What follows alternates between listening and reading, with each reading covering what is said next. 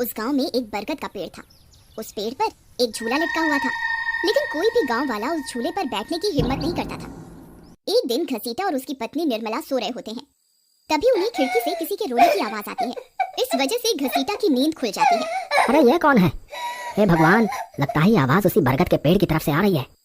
अरे निर्मला, जल्दी उठो, देखो ना, आज फिर से वही रोने की आवाज आ रही है। हे भगवान, ये रोने की आवाज तो उसी झूले की तरफ से आ रही है। तुम डरो नहीं, मैं अभी देखता हूँ। फिर घसीटा खिड़की की तरफ जाता है तो उसकी आंखें फटी की फटी रह जाती हैं। उसे झूले पर एक औरत दिखाई देती है। उसने सफेद रंग की साड़ी पहनी होती है और रो रही होती है। अरे निर्मला, जल्दी यहाँ आओ, देखो झूले पर कोई बैठा हुआ है। फिर निर्मला भी जल्दी से खिड़की की ओर जाती है और उस औरत को देखने लगती है। अजी, ये वही चुड़ैल तो नहीं जिसने इस झूले पर अपना कब्जा कर रखा है? तुम्हारा दिमाग खराब तो नहीं हो गया? वो सिर्फ एक औरत है। अजी, भला रात के 2 बजे कौन पेड़ के नीचे झूला झूलता है? अब तुम रुको, मैं अभी बाहर जाकर देखता हूँ। अरे रुको रुको, तुम्हारा दिमाग खराब तो नहीं हो गया जो खुद मौत के मुंह में मरने के लिए जाना चाहते हो? मैं आपको कहीं नहीं जाने दूंगी। तभी वह चुड़ैल अचानक से गायब हो जाती है। ये सब देखकर वे दोनों डर जाते हैं। अरे मर गए रे, ये तो गायब हो गई। मैंने आपसे कहा था ना जी, ये कोई आम औरत नहीं है।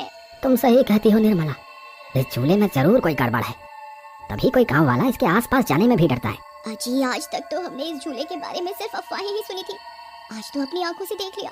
मैं अब इस घर में और नहीं रहने वाली। फिर अगले दिन निर्मला का भाई अपनी पत्नी के साथ शहर से उसके घर आता है। अरे निर्मला बहन, तुम कहाँ हो? अरे भाई, तुम आज तुम्हें अपनी बहन की याद कैसे आ गई? बस ऐसे ही बहुत दिन हो गए थे, तो मैंने सोचा अपनी प्यारी बहन से मिल लूं आज। फिर वे लोग पूरा दिन हंसी मजाक करके बिता देते हैं। और फिर रात होने पर, बबलू भाई, तुम नीलू के साथ इस कमरे में सो जाओ, हम साथ वाले कमरे में सो जाते हैं। और हाँ, तुम्हें किसी चीज की जरूरत हो तो मुझे बता देना। फिर इतना बोलकर निर्मला अपने कमरे में सोने के लिए चली जाती है। फिर कुछ देर के बाद नीलू की नजर खिड़की के बाहर उस झूले पर पड़ती है। अजी, इधर आइए, वो देखिए, वो पेड़ के नीचे एक झूला लगा हुआ है। हमारे शहर में तो ऐसा कहीं देखने को नहीं मिलता।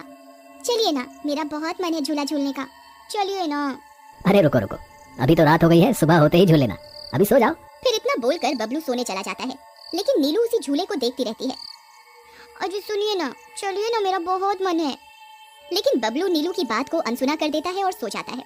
फिर नीलू सोचती है, अरे ये झूला तो एकदम घर के पीछे ही है, मैं खुद ही चली जाती हूँ।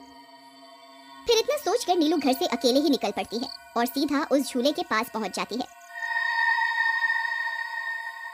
अरे वाह, जैसा मैंने सोचा था ये तो बिल्कुल वैसा ही निकला। आज तो मजा ही आ गया। फिर नीलू उस झूले पर बैठ जाती है और झूला झूलने लगती है और गाना गाने लगती है। पंछी बनूं उड़ती फिरूं मस्त गगन में, आज मैं आजाद हूँ दुनिया के चमन में। अरे वाह। फिर नीलू कुछ देर रात खुशी खुशी झूला झूलती रहती है। अरे वाह, आज तो मजा ही आ गया। चलो अब घर चलती हूँ, अगर इनकी नींद खुल गई तो ये बहुत नाराज हो जाएंगे। फिर जैसे ही नीलू उस झूले से उतरने लगती है तो उसे महसूस होता है कि किसी ने उसे पकड़ कर रखा है और वो झूले से नीचे नहीं उतर पा रही। वो बहुत डर जाती है। अरे अरे ये क्या, कौन है जिसने मुझे पकड़ कर रखा है? वो इधर उधर देखती है लेकिन उसे कोई दिखाई नहीं देता। अरे मर गई रे, मैं इस झूले से क्यों नहीं उतर पा रही? बचाओ बचाओ, कोई है? अजी सुनते हो, मेरी मदद करो। तभी नीलू की आवाज सुनकर बबलू की नींद खुल जाती है। निर्मला और घसीटा भी उठ जाते हैं और भागते हुए बबलू के पास आते हैं। अरे बबलू, ये तो नीलू की आवाज थी ना, वो कहाँ है? तभी घसीटा की नजर उस झूले पर पड़ती है। उसे नीलू उस पेड़ के नीचे पड़ी हुई दिखाई देती है। हे भगवान, ये क्या अनर्थ हो गया? नीलू उस झूले के पास कैसे चली गई? फिर वे तीनों भागते हुए उस झूले के पास जाते हैं। उन्हें नीलू वहाँ बेहोश पड़ी हुई मिलती है। हे भगवान, ये तुम्हें क्या हो गया नीलू? नीलू, तुम्हें यहाँ नहीं आना चाहिए था। हे भगवान, अब क्या होगा? फिर वे सब लोग वापस अपने घर आ जाते हैं और सुबह होने पर नीलू को होश आता है। नीलू, तुम ठीक तो हो ना? आज के बाद कभी उस झूले के पास नहीं जाना, उस झूले पर किसी चुड़ैल का साया है। ठीक है दीदी, मैं आज के बाद उस झूले के पास कभी नहीं जाऊंगी। फिर रात होने पर सब सो रहे होते हैं। तभी नीलू की नींद खुल जाती है। उसकी आंखें लाल हो जाती हैं और उसके पैर उल्टे हो जाते हैं और वो घर से निकलकर झूले की तरफ चल देती है और झूला झूलने लगती है।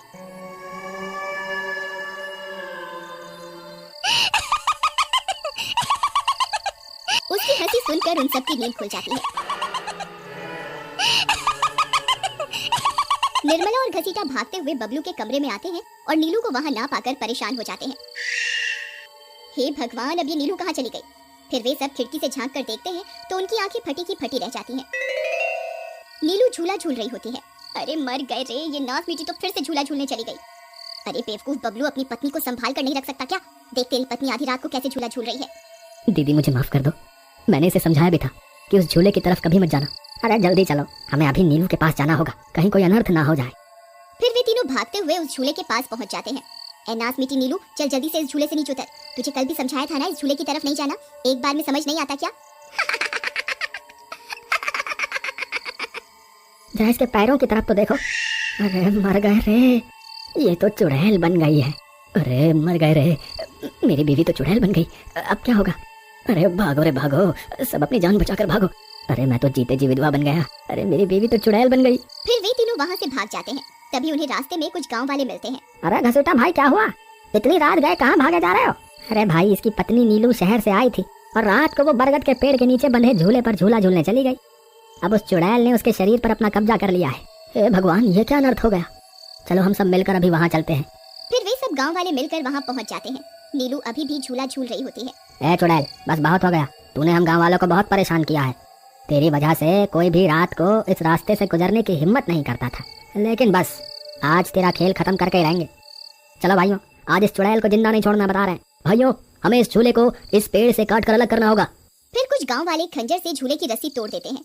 झूला टूटते ही नीलू नीचे गिर जाती है और चुड़ैल गुस्से में नीलू के शरीर से बाहर निकल जाती है। गाँव वालों, ये तुमने सही नहीं किया, अब तुम सब मरोगे। भाई जल्दी से इस झूले में आग लगा दो, हो सकता है इस झूले के जलने से ये चुड़ैल भी मर जाए। तभी एक गांव वाला उस झूले को आग के हवाले कर देता है।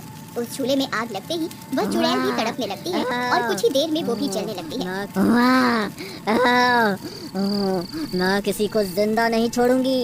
अरे अरे मर गई रे। गाँव वालों, मैं तुम्हें जिंदा नहीं छोड़ूंगी, मैं वापस आऊंगी।